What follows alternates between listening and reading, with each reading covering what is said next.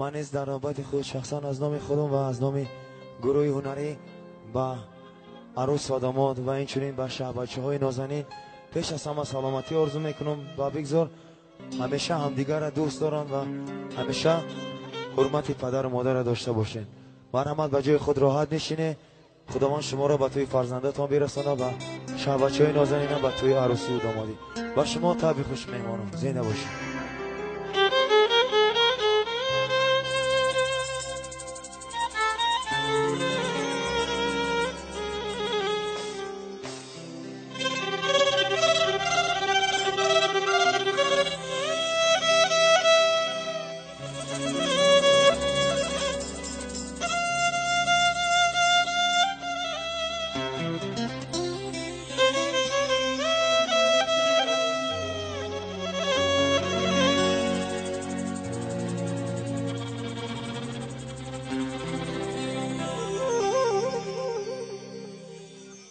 تو رو نمیدونم اما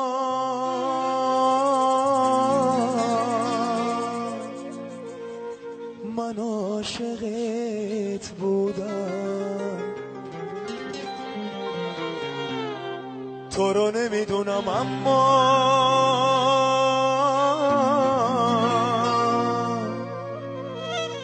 من بی تو نابودم.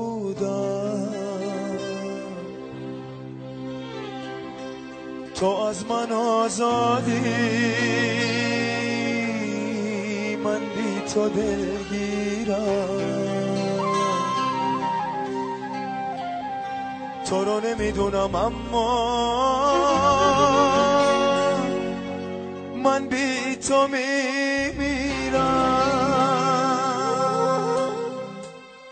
دوباره میخوامه دوباره عاشقتم از سر تقصیرم. تو رو خدا